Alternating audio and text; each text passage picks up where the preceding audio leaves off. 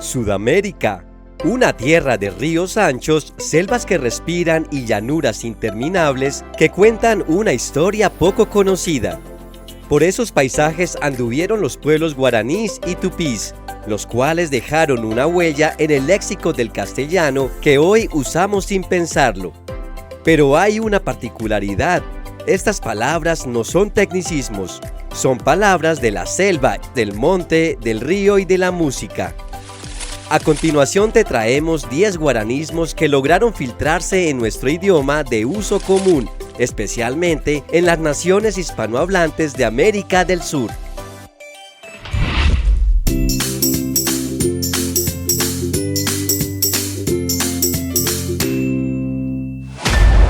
Número 1. Maracuyá. Si alguna vez visitaste un mercado de algún país latinoamericano, es probable que hayas escuchado la fruta maracuyá, sin imaginar la historia detrás de la palabra. Maracuyá designa el fruto comestible de la planta pasionaria o Passiflora edulis, de aspecto redondeado, de piel amarilla o morada, muy usado en bebidas y postres.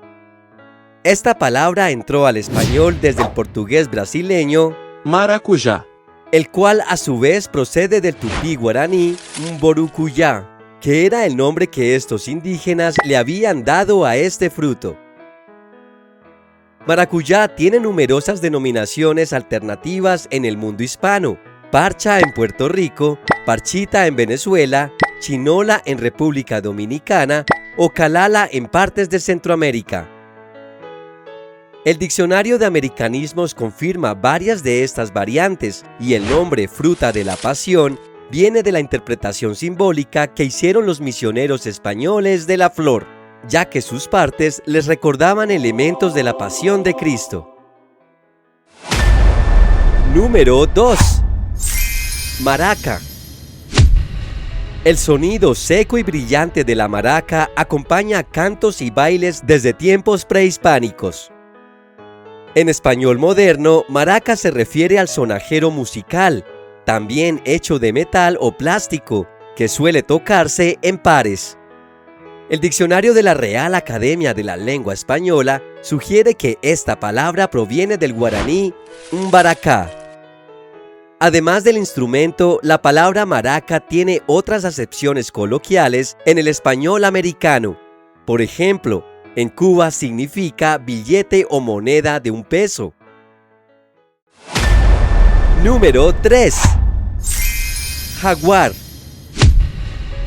Cuando decimos la palabra jaguar, pensamos en el gran felino manchado de América. La definición académica lo perfila como un felino americano corpulento, de pelaje amarillo con rosetas negras, cuyo territorio abarca del sur de los Estados Unidos hasta la Argentina.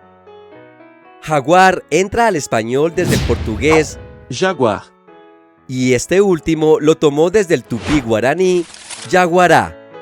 Por eso, en el área rioplatense aparece también la grafía jaguar, más cercana a su raíz original. El diccionario panhispánico de Dudas explica que ambas grafías son válidas y que la forma mayoritaria es jaguar. Número 4. Capibara. Visto usualmente en las orillas de un estuario, el capibara, también llamado carpincho, chigüiro o ronzoco según el país, es el roedor más grande del mundo. En español, capibara se ha impuesto mucho por influencia del portugués capivara, El diccionario histórico de la RAE explica que capibara es voz tomada del guaraní capibara, con el sentido global de mamífero roedor. Por otro lado, la literatura zoológica moderna, citando al diccionario Wise, desglosa la forma guaraní capí-guará, en el sentido semántico de comedor de pasto o el que come hierba. Este análisis etimológico capí y hierba más elemento guara explica por qué el nombre cuadra tan bien con el animal. Número 5. Zarigüeya. La zarigüeya es ese marsupial trepador de hocico alargado y cola prensil que muchos confunden con un roedor, pero no lo es. El diccionario de la lengua española recoge esa definición y además un abanico de sinónimos regionales. Tacuache en México, chucho en Centroamérica, carachupa en zonas andinas, rabipelado en Venezuela, chucha o fara en Colombia, etc. Además, este documento indica que zarigüeya viene del portugués brasileño. Sarigueia. Por otro lado, el diccionario histórico de la RAE precisa más. La voz española se toma en última instancia del guaraní sarigüe. Desafortunadamente, este animal sufre de intensas persecuciones por parte de los humanos por diferentes razones, que van desde ser considerado como una amenaza para los criaderos de gallinas, hasta supersticiones que lo asocian con malos espíritus y encantamientos.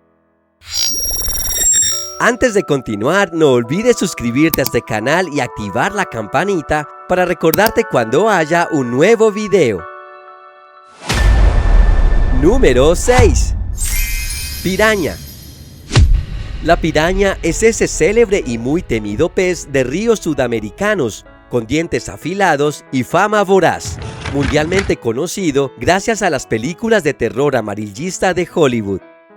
En la lengua general, el término se ha extendido para designar metafóricamente a personas acaparadoras. Para analizar la etimología de esta palabra, tenemos que adentrarnos en las lenguas tupí-guaraní.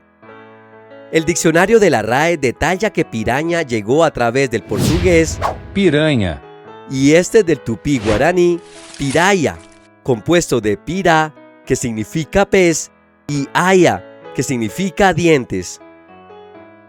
En Venezuela y zonas vecinas, a este pez se le llama pez caribe, y en Argentina se le conoce también como palometas.